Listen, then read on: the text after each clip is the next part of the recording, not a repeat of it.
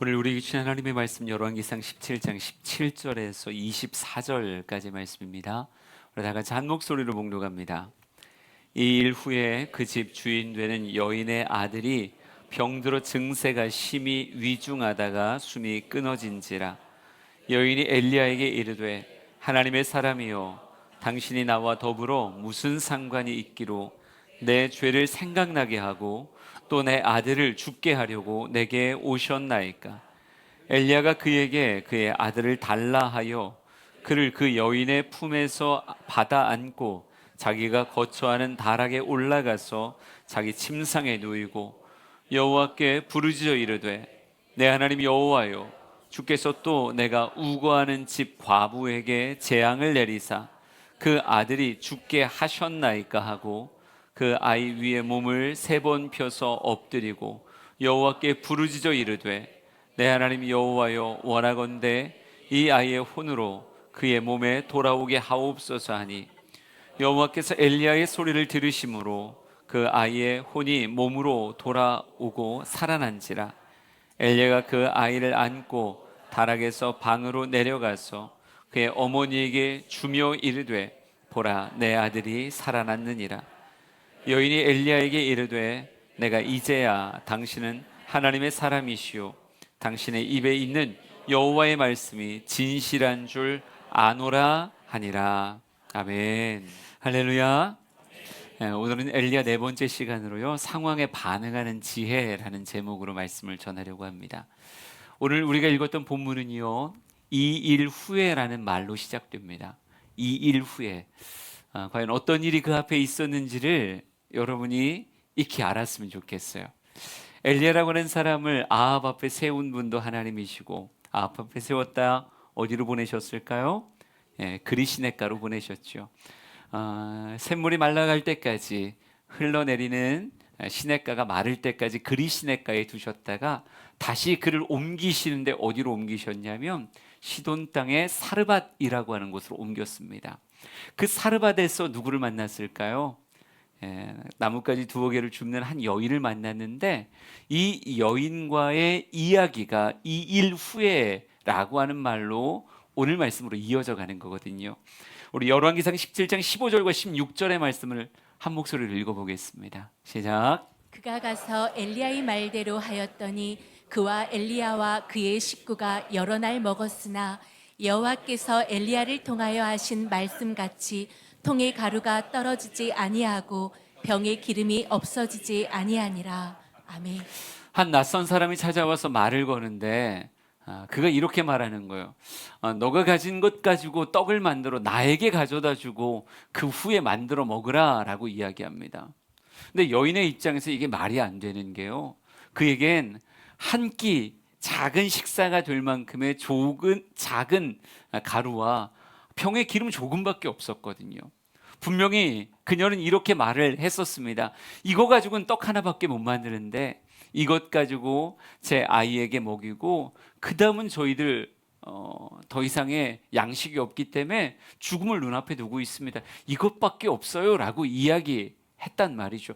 그러니까 정말 먹고 죽을 마지막 양식인데 엘리야가 너무 담대하게 이야기하는 거예요. 먼저 나에게 가지고 오라. 그리고 너와 너의 자녀를 위해서 만들어 먹으라 라고 이야기하는 거예요.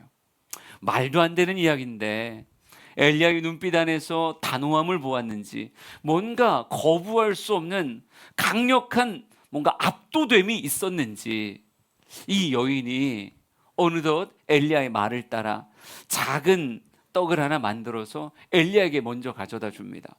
근데 정말 놀라운 일이죠. 분명히 가루가 떨어졌어야 되는데 통을 기울였더니 가루가 솔솔솔솔 또 한 끼를 만들 수 있는 가루가 떨어지는 거예요. 병을 기울였더니 기름이 똑똑똑똑 떨어지며 그 음식을 해먹을 수 있는 기름이 만들어지는 겁니다. 그날 만들어서 먹었죠. 근데 정말 신기한 건 가루가 그치지 않고 기름이 떨어지지 않으며 계속 오늘도 먹고 내일도 먹고, 성경은 이렇게 써 있어요. 엘리야와 그의 식구가 여러 날을 먹었다 이렇게 써 있습니다. 여러 날 계속 끊어지지 않고 양식이 공급되는 놀라운 기적을 그들이 경험하게 되었어요. 여러분, 이 여인이 얼마나 행복했을까요? 예? 오늘도 통을 기울이면 가루가 또 소복히 떨어지는 거예요. 병을 기울이면 기름이 떨어지는 거예요. 아침을 분명히 그렇게 해 먹었는데 점심 되면 또 가루가 떨어지고 저녁이 되면 또 떨어지는 거죠. 그러니까 어느 순간 참 왠지 이상한 사람이 내게 왔다고 생각했는데, 그리고 그의 용모의 행색을 잘 보니 그렇게 유명한, 안 그래도 아합이 눈에 불을 켜고 찾던 그 수배자인 엘리야의 모습과 되게 비슷한데 말이죠. 그를 신고하지 못하겠는 건 그의 말대로 기름이 떨어지지 않고 가루가 떨어지지 않으니 이도 얼마나 놀라운 일이겠어요. 정말 신기하며 오늘을 먹고 내일을 먹고 그러면서 여러 날을 보내고 있었겠죠. 그런데 오늘 성경은 그들이 경험했던 그 놀라운 이적, 그 뒤편의 이야기를 기록하는데 그 내용이 충격적입니다. 열왕기상 17장 17절의 말씀을 한번 같이 읽어볼까요? 같이 읽습니다. 시작. 이 일 후에 그 집 주인 되는 여인의 아들이 병들어 증세가 심히 위중하다가 숨이 끊어진지라. 아멘.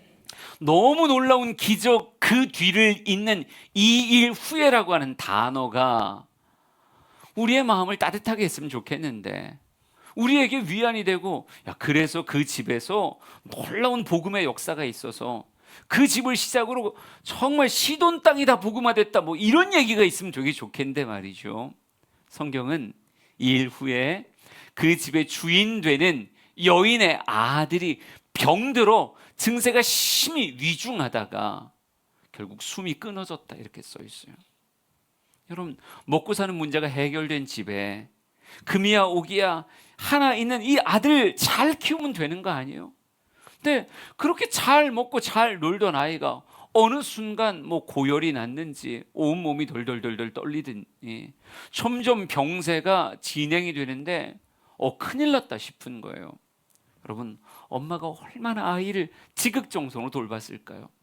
안 그래도 남편을 잃어버린 뒤 이 아이 한 명에게 자신의 온 소망을 걸고 있는데 이 아이가 점점 정말 시름시름 알아가니 얼마나 며칠 밤을 뜬 눈으로 쐬웠겠습니까?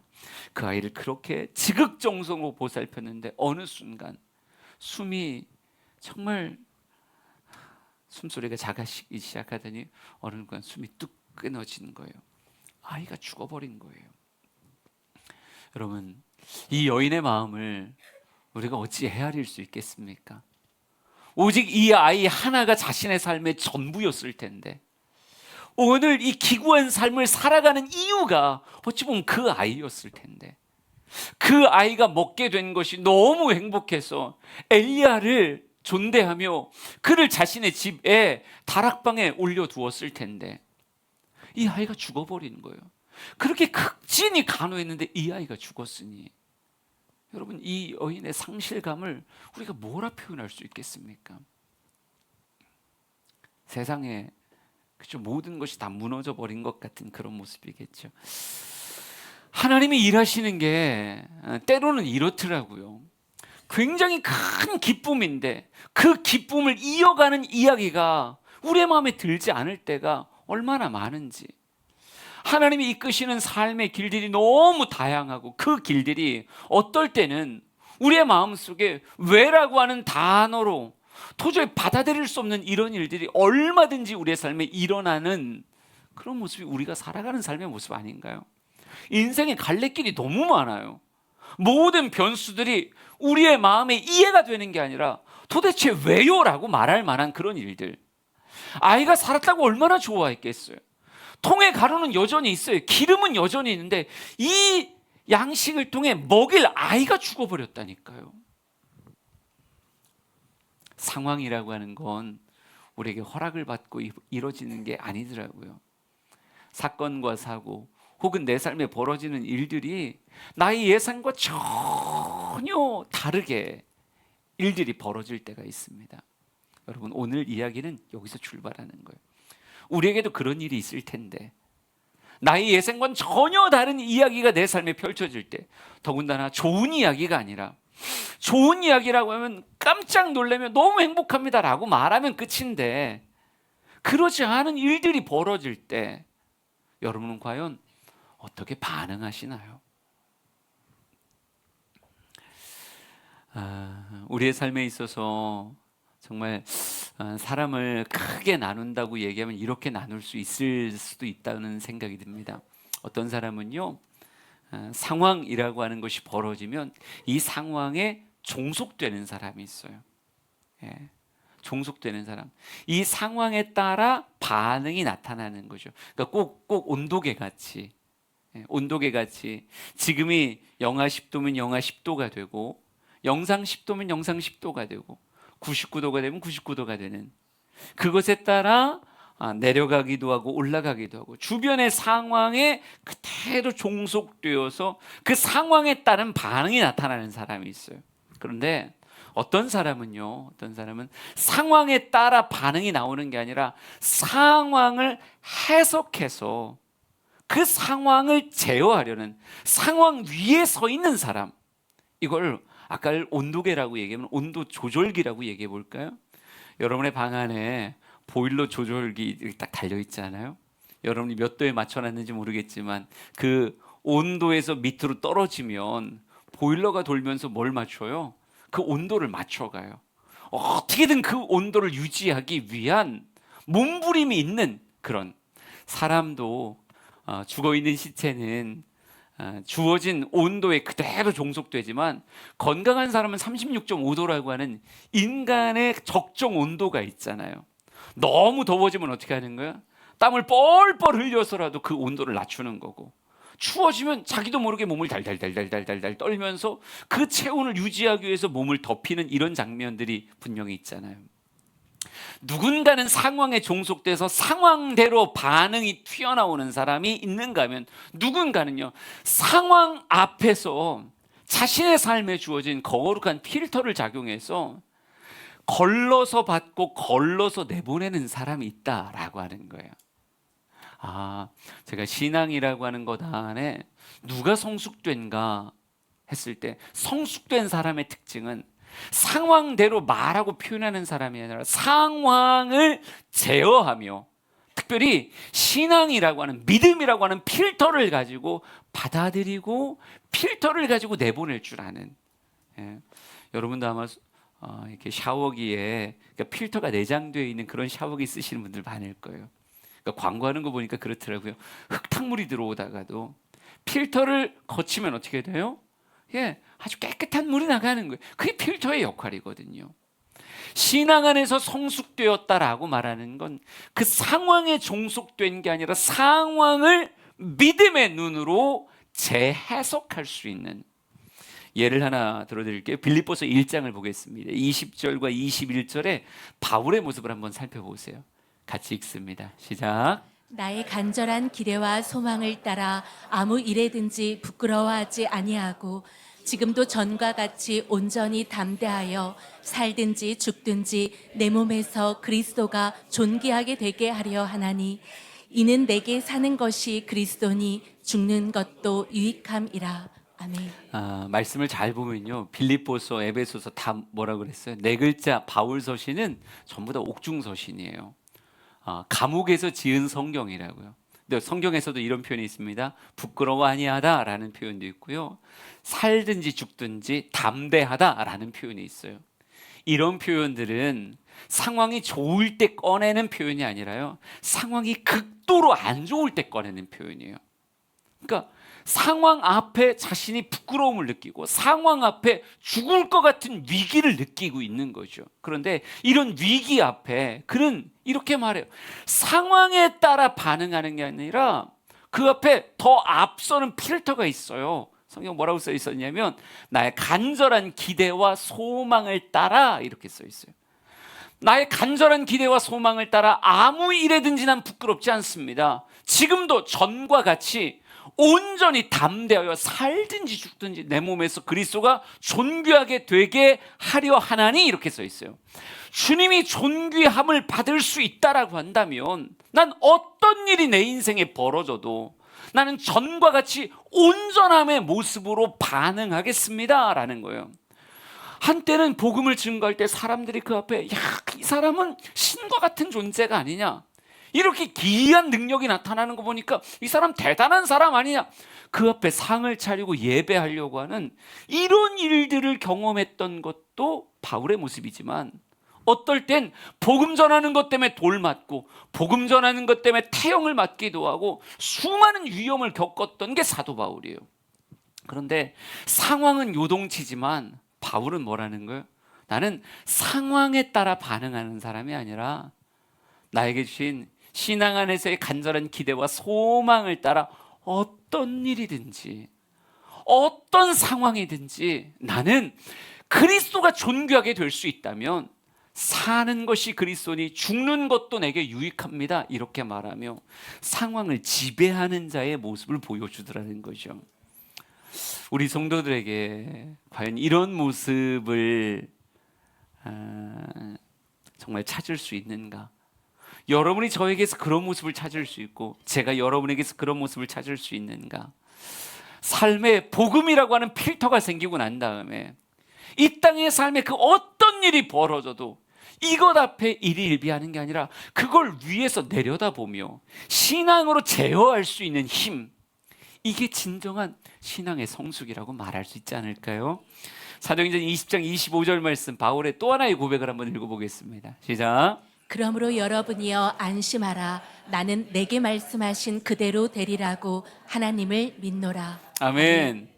여러분, 유라굴로라고 하는 큰 광풍이에요. 엄청난 폭풍과 바다 위에 내려 있어요. 배가 나뭇잎같이 흔들리던 때라고요. 다 죽었다라고 말하고 선원들이 막 물건을 버리고 난리도 아닌 그런 상황이에요. 근데 사도 바울은 이렇게 말합니다. 안심하라. 안심하라. 내게 말씀하신 그대로 되리라고 나는 하나님을 믿노라. 이렇게 얘기해요.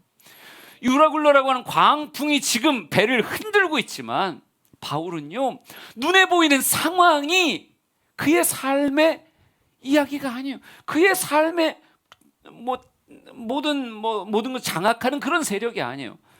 바울은 이렇게 말합니다. 나는 하나님을 믿노라. 나를 부르신 그 하나님, 나를 사용하시는 그 하나님의 손길에 내가 있다라고 한다면 여러분이 안심하라 라고 이야기한다고요. 우리 사랑하는 성도들이 삶을 제어할 수 있는 신앙의 힘을 가진 자가 되길 간절히 소망합니다. 인생은 어차피 여러분의 생각대로 안 돼요. 저나 여러분의 생각대로 인생이 되지 않아요. 하나님의 그리는 화폭이 너무 커서 우리의 눈으로 볼 수 있는 게 한정적이란 말이에요. 내 생각대로 모든 게 이어지고 풀어지는 게 아니라 내 생각을 벗어나서 내 삶이 이끌어질 텐데 우리는 내 보는 눈을 믿는 것이 아니라 나는 내 삶을 붙잡고 계신 하나님을 믿노라 고백할 수 있는, 우리가 신앙 안에 바르게 서 있다면, 하나님 안에 든든하게 믿음으로 서 있다면 내 삶의 모든 벌어지는 상황은 결국 나의 성숙과 성장을 위한 것이며 내 삶의 모든 일은 결국 합하여 뭐가 되리라? 합력하여 선이 되리라. 할렐루야. 그래요. 오늘 그런 시각과 그런 삶의 관용력을 여러분이 가지길 진심으로 축복합니다. 그래서 오늘 일이 딱 벌어졌어요. 아이가 딱 죽었을 때 이게 아이의 엄마만의 슬픔은 결코 아닐 거예요. 엘리야도 많이 놀랬을 거라고요. 얼마나 충격받았을까요? 그게 엘리야의 기도문에도 그대로 나와요. 엘리야도 진짜 충격받았을 텐데 이 두 사람의 반응을 성경을 통해서 확인하며 나는 과연 내 인생에 벌어진 사건 앞에 어떻게 반응하는가, 내 모습을 비추어 볼 수 있었으면 좋겠습니다. 우선 여인의 모습을 볼까요? 열왕기상 17장 18절의 모습입니다. 우리 같이 읽어보겠습니다. 시작. 여인이 엘리야에게 이르되 하나님의 사람이여 당신이 나와 더불어 무슨 상관이 있기로 내 죄를 생각나게 하고 또 내 아들을 죽게 하려고 내게 오셨나이까. 아멘. 여인이 그렇게 극진하게 간호했는데 아이가 그의 품 안에서 죽어버렸어요. 죽어버리자 자기 눈앞에 있는 한 사람을 타겟으로 삼습니다. 그러면서 이렇게 말하는 거예요. 하나님의 사람이요, 당신이 나와 더불어 도대체 무슨 상관인데 내게 찾아와서 내 죄를 생각나게 하고 내 아들을 죽게 합니까? 당신은 뭔데 내게 와서 내 인생을 이렇게 흔듭니까? 여러분 지금 무엇하고 있는 거예요? 철저하게 그의 탓을 하고 있는 거예요. 엘리야 탓을 하고 자기가 할 수 있는 원망과 불평을 막 쏟아놓는 거죠. 여러분 하나님의 사람이요 외치고 있어요. 거칠 게 없는 거예요. 예? 엘리야를 특별히 하나님의 사람이라고 불렀을 때 그의 손가락 끝에는 엘리야뿐 아니라 누구도 있는 거예요? 하나님도 있는 거예요. 그냥 막 쏟아놓는 거예요. 그러면서 이렇게 말합니다. 나와 무슨 상관이 있기로. 여러분, 엘리야 때문에 지금 살고 있는 거예요.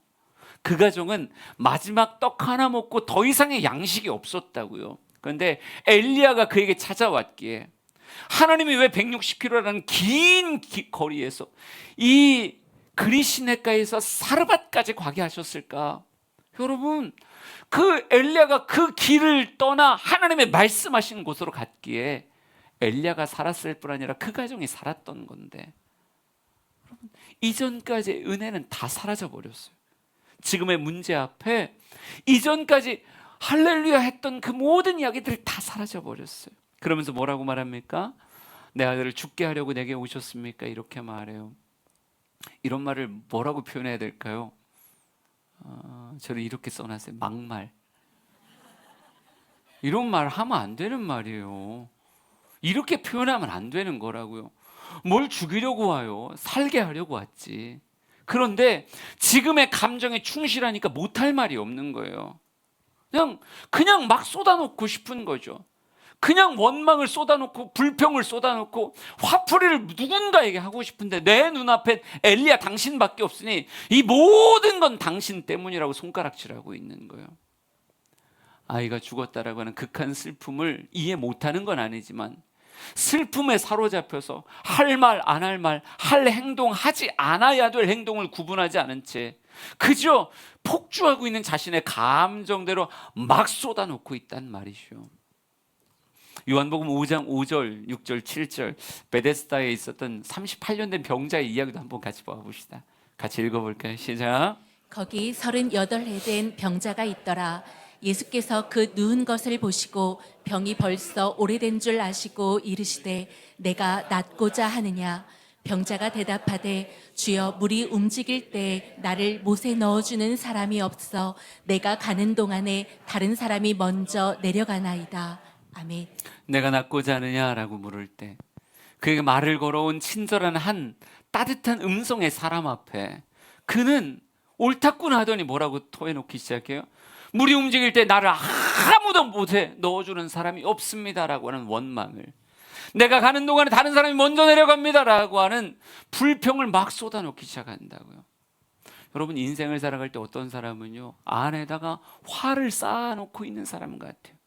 그냥 툭 건드리면 그냥 쏟아지기 시작하는 거예요. 이유 불문하고 그냥 내 곁에 있는 사람들에게 내가 받고 있는 스트레스를 무언가 쏟아놓길 원하는 것 마냥 구분된 말이 아니라 아무 말이나 그냥 내 안에 있는 원망과 불평을 누군가에게 쏟아놓는 그런 상황으로 살아가는 사람들이 있단 말이죠. 여러분, 어차피 그 말을 해도 바뀔 게 없는데 차디차게 식어가는 아이 앞에 내가 이런 말을 막 쏟아놓고 누구 탓인가를 찾는다고 해서 달라질 수 있는 게 있을까요? 없을까요? 없다고요. 그 아이는 계속 차갑게 식어갈 뿐인데 그 원망으로, 그 불평으로, 그 탓으로 무언가를 바꿀 수 있는 게 아닌데도 불구하고 이 벌어진 상황 앞에 자신의 감정에만 충실한 거예요.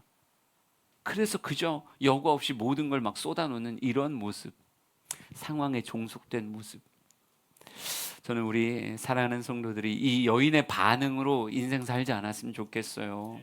그냥 앞에 있는 사람에게 막 쏟아놓고 다 당신 때문이야, 다 당신 때문이야, 이게 아내 때문이고 남편 때문이고 다 아이들 때문이고 이게 지금 이 상황 때문이고 모든 게 다 그런 거야 라고 말하며 아무리 쏟아놔봤자 그곳으로 해결될 수 있는 게 없는데 그런 반응은 성숙된 반응이라고 말할 수 없는 거예요. 오늘 우리가 도전받아야 되는 건 여인의 태도가 아니라 엘리야의 태도입니다. 엘리야의 모습을 한번 같이 볼까요? 우리 17장 19절부터 21절까지를 우리 상상하면서 한번 같이 읽어보겠습니다. 시작.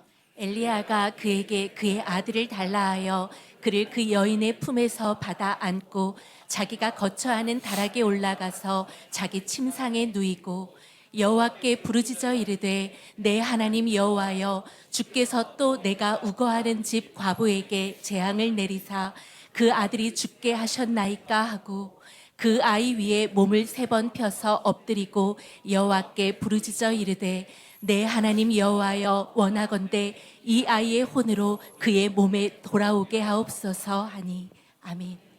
엘리야라고 하는 사람이 진짜 성숙하구나 싶은 건요, 17장 19절에 이렇게 말합니다. 엘리야가 그에게 그의 아들을 달라 하여 그를 그 여인의 품에서 받아 안고 자기가 고쳐는 다락으로 올라가 자기 침상에 누웠다, 이렇게 써 있어요. 여러분, 솔직히 이 죽은 아이, 이걸 엘리야 탓이라고 말할 수 있을까요? 그렇지 않잖아요.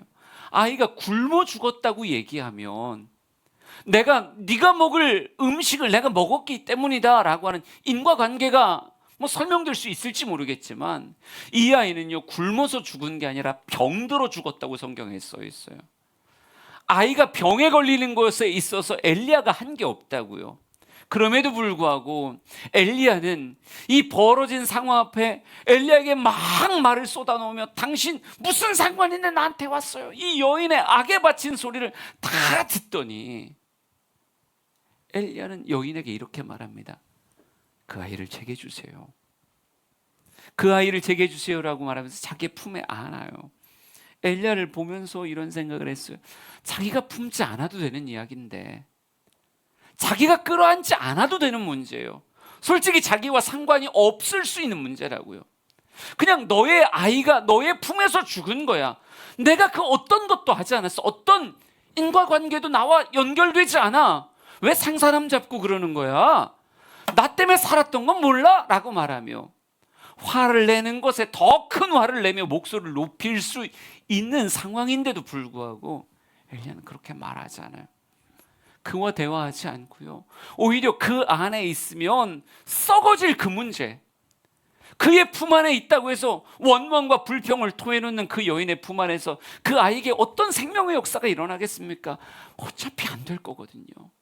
근데 그의 품 안에 있으면 썩어버릴 문제니까 누구에게 가져오라는 거예요?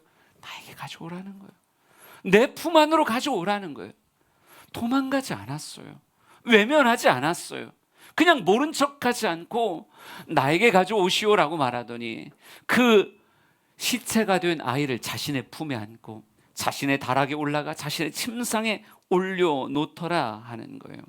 여러분, 그가 이곳까지 온 것도 하나님의 뜻 때문이었고, 이곳을 떠날 때도 하나님의 뜻으로 떠나야 되는데 하나님께서 말씀하지 않았기에 지금 이 아이의 문제 역시 내가 받아야 되고 내가 감당해야 되는 문제로 나와 상관없을 수 있는 이야기를 하나님의 이끄심 안에 여기 있으니 하나님이 도대체 무슨 역사를 이루실까 하나님 앞에 내어드리기 위해서 그의 품으로 끌어안는다라고 하는 거예요. 여러분, 저는 이게 굉장한 성숙이라고 생각해요. 그의 품 안에 있으면 썩어버릴 문제이기에 그의 품 안에 두지 않고 내 품 안으로 끌어안는 것, 이게 어찌 작은 이야기겠습니까? 이건 큰 이야기예요. 그리고 이런 모습이 누구예요? 영적 리더의 모습이라고요. 목회라고 하는 건요, 결국 이런 모습이더라고요. 그들의 품 안에서 썩어질 문제면 누구에게 가져오라고 말하는 것? 나에게 가져오세요. 저에게 이야기하세요. 저에게 털어놓으세요. 저에게 다 가져오세요라고 말할 수 있는 것. 여러분, 목자들은 목원을 바라볼 때 동일한 마음이어야 돼요. 얼마든지 제게 가져오세요. 나와 상관없는 이야기일 수도 있지만 그의 품 안에 있으면 더 처참하게 썩어지고 그것이 해결되지 않게 온갖 독소로 자신의 삶을 물들이게 될 그런 뻔한 상황 가운데선 내게 가져오시라고, 내게 가져오시라고. 여러분, 목회가 참 쉬운데 어려워요.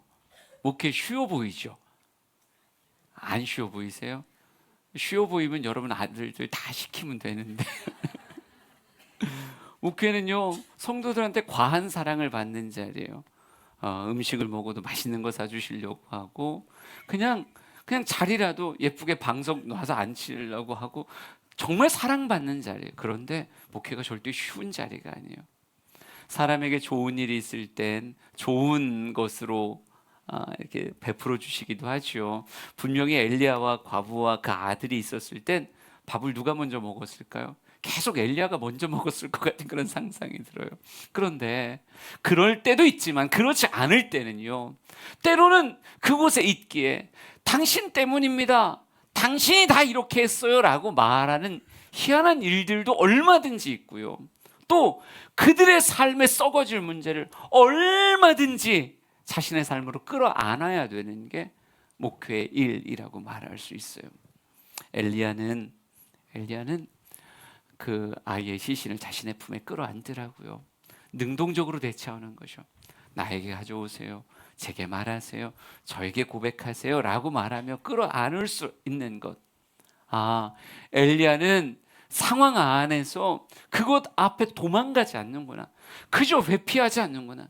여인은 자신의 품 안에서 아이가 죽었는데도 당신 때문입니다 라고 말하며 회피할 구멍을 찾는데, 엘리야는 자기와 상관없을 수 있는 이야기임에도 불구하고 내게 가져오세요 라고 말하는구나.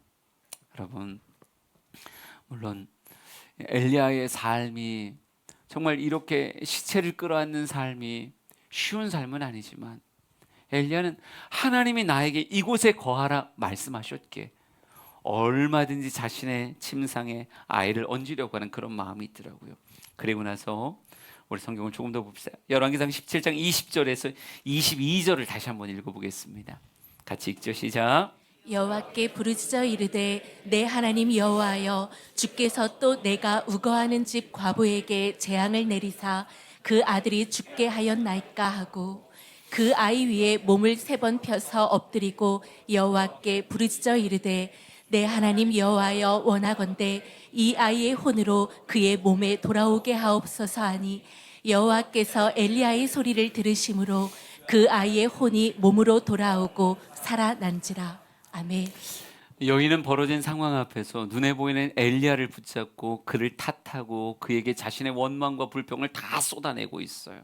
그런데 엘리야는 같은 죽은 아이를 앞두고 그도 심히 놀랬지만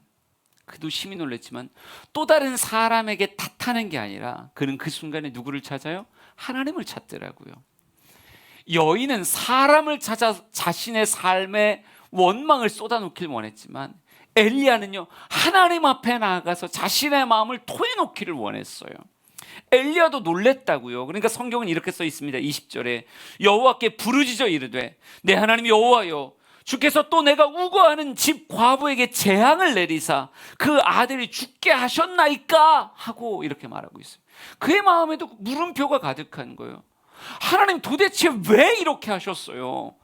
나는 살리기 위해 왔는데 왜 재앙의 현상이 보여집니까? 왜 아이가 죽습니까? 하나님 앞에 막 쏟아나요. 여러분, 이게 차이라니까요. 사람에게 아무리 토해봐야 생명의 역사가 일어나지 않는데, 미숙한 자들은요, 사람 붙잡고 탓하길 원하고 사람 붙잡고 원망과 불평을 쏟기를 원해요. 그러나 엘리야는 이 여인에게 더 이상의 그 어떤 말도 하지 않습니다. 자신을 향해 독을 쏟아놓고 있는 여인에게 아무 말 하지 않고 그저 그 아이를 달라 하더니 그 아이를 붙잡고 자신의 삶의 물음표를 하나님 앞에 막 쏟아놓는 거예요. 여러분, 이게 다윗이 보여주는 삶의 성수가 아니에요? 다윗의 탄원시를 시편을 통해 쫙 보세요. 그의 마음에도 물음표가 없는 게 아니에요. 그런데 사람 붙잡고 싸우는 게 아니라 자신의 모든 걸 감당할 수 있는 분은 하나님이십니다 고백하며 하나님 앞에 있는 모습 그대로 다 쏟아놓잖아요.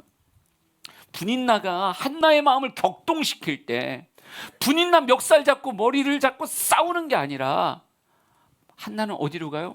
하나님 앞에 가서 술 취한 여인같이 정말 흐느껴 울고 몸을 덜덜 떨며 하나님 부르기 시작하더라는 거죠. 여러분, 누구 앞에 가는가 이 반응이 다르더라는 거예요. 사람 앞에 가서 사람 붙잡고 자신의 모든 감정을 쏟아놓으려고 하는가, 아니면 하나님 앞에 가서 하나님 앞에 토해놓으려고 하는가. 제가 가끔 하는 얘기인데요, 사람은 용량이 있어요.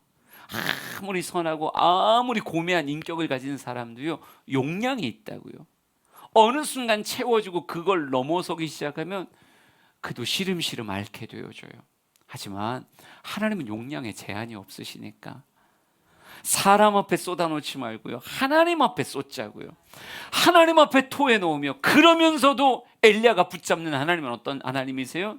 이 문제를 받고 화가 변하여 복이 되게 하실 그 하나님을 그는 기대합니다.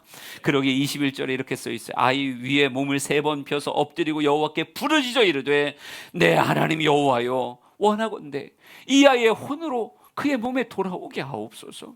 하나님 살려주세요. 하나님 살려주세요. 정말 간절하게 그 아이를 자신의 품에 안으며 하나님 살려주세요라고 간구하기 시작해요. 왜? 하나님은 하실 수 있으니까요.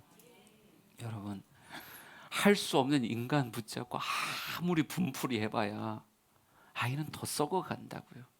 더 차가워진다고요. 살릴 수 있는 분은 인간이 아니라 하나님이신 거예요. 하나님 붙잡고 승부를 보고 하나님 해주세요라고 고백할 때 성경은 이렇게 써놨습니다. 여호와께서 엘리야의 소리를 들으심으로.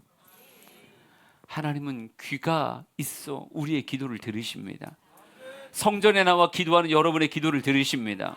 문제 앞에 소망하는 여러분의 간구가 하나님께 들립니다.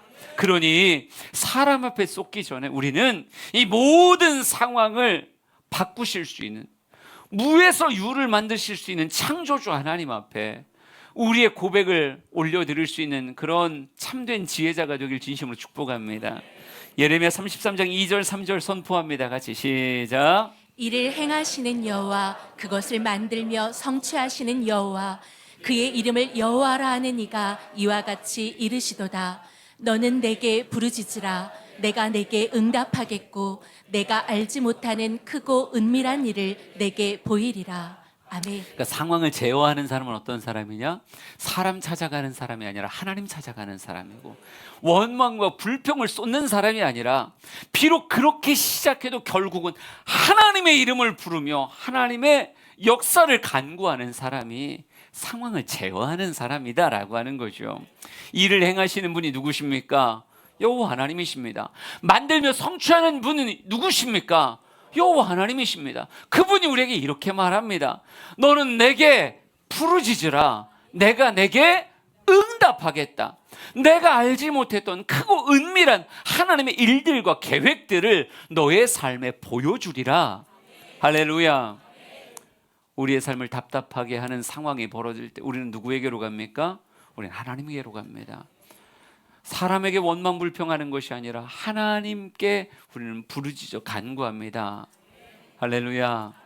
우리 모든 성도가 상황 앞에 현명하게 대처하는 지혜가 있기를 간절히 소망합니다.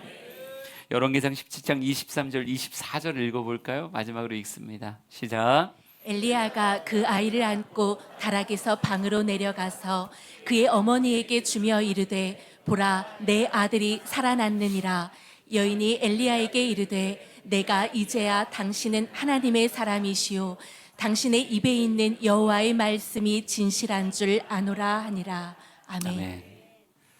아이의 차갑게 식었던 몸이 따뜻해지기 시작하고 아이가 기침을 하며 숨이 돌아오고 어느 순간 혈색이 돌아오고 눈을 번쩍 뜨는데 아이가 살아나는 거예요.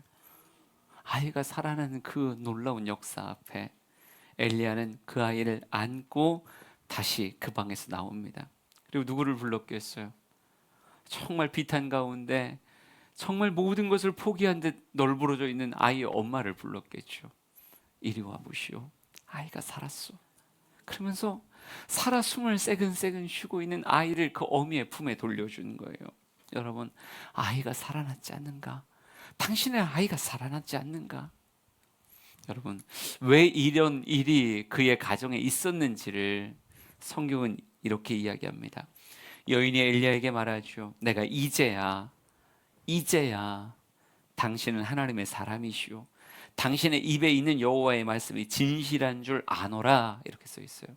이제야 라고 하는 말로. 솔직히 사르밧 과부에게 있어서 엘리야라고 하는 사람과 그가 섬기는 하나님은 어찌 보면 낯설게 찾아온 희한한 능력이고 정말 자신의 삶에 양식이 생기게 하는 도깨비 방망이 같은 존재같이 느껴졌을 거예요. 그런데 그저 양식만 눈에 들어오지 하나님의 눈에 들어오지 않는 그 여인에게 하나님은 이 사건을 통해 하나님의 하나님 되심이 어떤 분인지를 그렇게 알려주고 있는 거죠. 왜 엘리야를 왜 시돈 왕에게 신고하지 않는가? 그저 내 아이의 양식에 어찌 보면 티켓같이 이렇게 생각했겠죠. 그저 그렇게 생각했을 거예요. 그런데 이분이 진짜 하나님이시구나. 바알과 아세라가 아니라 하나님이신 그분이 삶과 죽음을 관할하시는 분이구나. 내가 이제야 알겠습니다라고 하는 고백. 하나님은 우리를 때로는 극한까지 몰아붙여서 나의 삶의 신앙의 단계를 뛰어넘게 하시더라고요. 그렇게 극한까지 밀리지 않으면 뛰어넘지 못하는 그런 삶의 단계가 있는 것 같아요. 우리 사랑하는 성도들이 이제야라고 하는 말로 삶을 볼 수 있는 더 넓은 시각을 경험할 수 있기를 간절히 소망합니다. 전 이 여인을 위해서도 이 사건이 필요했지만 엘리야라고 하는 사람이, 여러분 지금 이곳에서 먹고 사는 것, 여기가 엘리야의 스토리의 끝이 아니거든요. 이제 누구 앞에 가야 되는 거예요? 그 무서운 아합과 이세벨 앞에 서야 되는 거예요. 발견되어 끌려가는 존재가 아니라 오히려 아합을 찾아가야 되는 엘리야로 하나님 그 다음 스텝을 이끌어 가셔야 돼요. 근데 죽음에 대한 공포를 가지고 있다면 엘리야가 아합 앞에 갈 수 있겠습니까? 아니죠. 하나님 누구도 기대하시는 거예요? 엘리야라고 하는 사람의 사역을 위해서 생명이 진짜 하나님의 손에 있는 거구나, 이거 알려주려고 이런 상황과 여건을 그에게 허락하셨던 것이 아닐까요? 하나님은 절대 실수하지 않습니다. 우리 인생이 막 굽어도는 것 같아도 하나님 절대 실수하지 않으세요. 우리 안에 든든한 믿음으로 주를 바라보고 있다면, 여러분 지금 내게 벌어지는 모든 상황은, 심지어 아주 혹독한 인생의 겨울을 경험하고 있어도 그 상황은 내게 뭐가 될 거예요? 유익이 될 거예요. 나를 성장시키고 성숙시키는 그런 유익이 있기에 하나님이 내게 허락하시는 거고, 하나님이 모든 것을 통해 결국 합력하여 선을 이루실 거라고요. 우리 사랑하는 성도들이 하나님이 내 인생의 인도자이시기에 안심하라, 안심하라. 나는 내게 말씀하신 그대로 일이 되어질 걸, 나는 하나님을 믿노라. 상황과 여건을 믿는 자가 아니라 하나님을 믿는 자로 이 땅의 삶을 살아가기를 간절히 소망합니다. 우리 이 찬양 부르면서 우리의 마음을 좀 다잡을 수 있었으면 좋겠어요. 하나님은 실수하지 않으신다네. 우리 같이 고백합시다.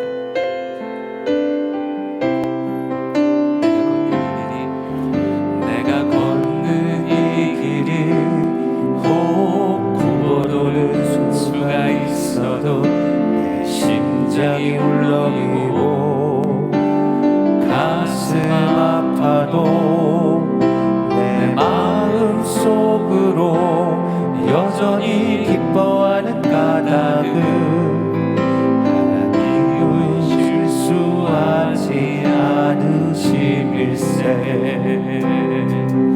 내가 세운 계획이 꼭 빗나갈지 모르며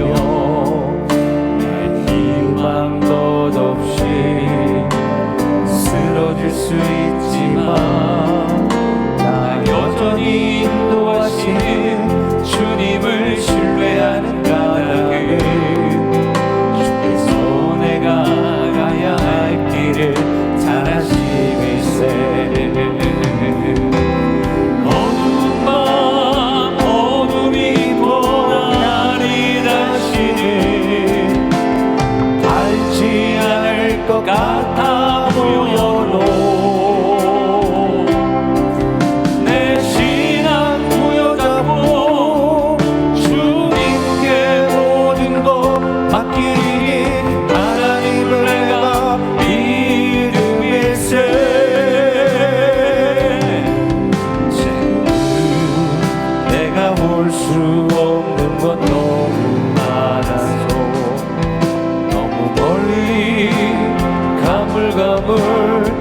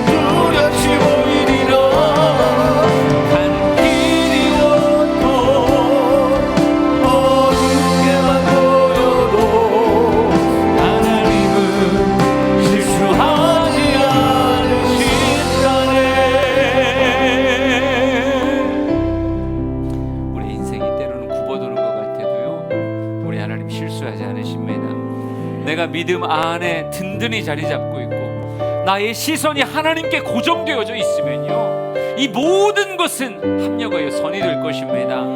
우리 하나님을 믿고 삽시다. 하나님 신뢰하고 살아갑니다. 우리 주여 한번 부르짖고 기도하며 주 앞에 나아갑니다. 주여